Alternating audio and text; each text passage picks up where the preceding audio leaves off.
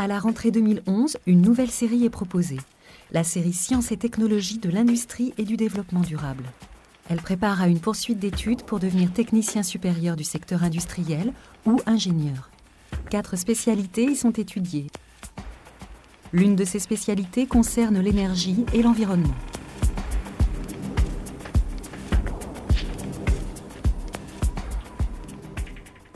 Donc nous allons travailler aujourd'hui sur un système de production d'énergie pour un voilier et ses consommateurs d'énergie.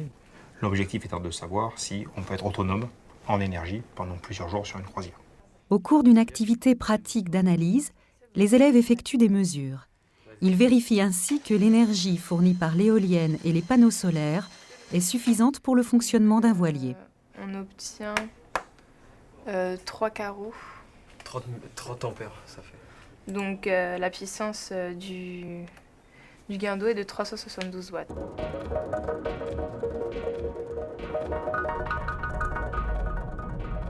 rond-point, tournez à gauche, 3e sortie. Puis, tenez la gauche.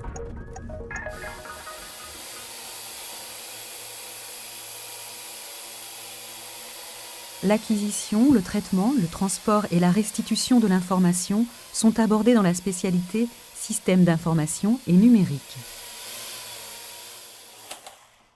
Alors, t'as réussi à capter les différentes trames ou pas? Ouais, alors je vais ouvrir ça avec Wireshark tout de suite. Et je vais lancer une capture. Donc c'est un fichier assez gros parce qu'il enregistre en fait tout le réseau. Donc on a tous les échanges avec toutes les IP. Ok, donc là, t'as les différentes adresses IP, c'est ça? Ouais, voilà. Donc on va appliquer un filtre. Voilà, alors ce qu'on voit ici, au début, on a le DHCP offer. Et on voit que la source, c'est le drone. Donc le drone, c'est le serveur, et puis le iPad, c'est le user.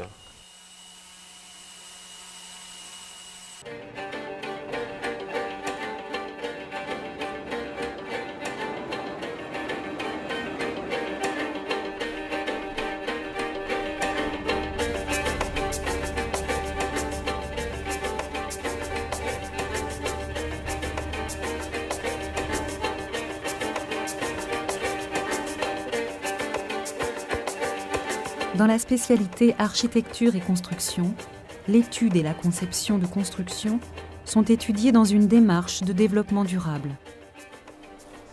Donc la pile avec la masse déportée vibre plus que l'autre, quoi. Oui. D'accord. Bah tu peux passer à 120.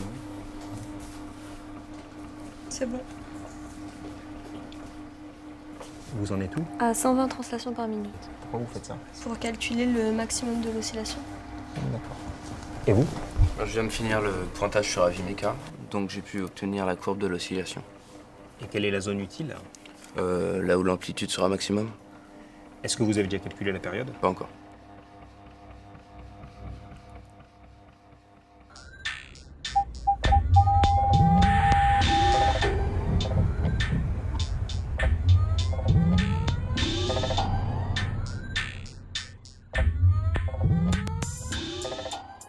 Je vous ai appelé pour une revue de projet parce que dans 2 semaines, en fait, on aura enfin la machine pour fabriquer la voiture. On a vu la semaine dernière qu'on avait des problèmes d'aérodynamique sur l'aileron arrière. La spécialité innovation technologique et éco-conception a pour objet l'étude et la recherche de solutions techniques innovantes en intégrant la dimension design et ergonomie. C'est une zone de cassure. Donc ça... Les élèves doivent réaliser une maquette de voiture. Dans ce projet de conception, le travail collectif s'appuie essentiellement sur la simulation. Celle-ci permet de tester et de corriger l'aérodynamisme du véhicule. Donc voilà, on voit que c'est bon. Bon, là, on voit qu'il n'y a pas beaucoup de troubles, donc l'aérodynamique est bonne. Ok, bah je peux lancer la simulation de fabrication alors.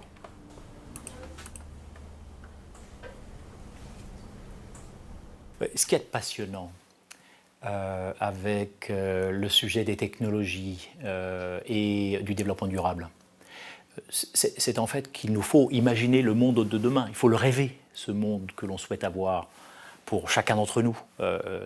Et pour le rêver, eh bien, le domaine du numérique, le domaine de la simulation, pour dessiner ce monde, tenter de l'entrevoir et ensuite de le réaliser bien du premier coup, fait partie, à mon sens, de cette révolution qui va soudain lier numérique et développement durable pour faire que les progrès soient partagés, aient du sens pour chacun et tiennent dans le temps.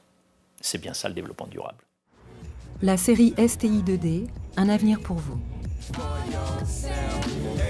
Break it down.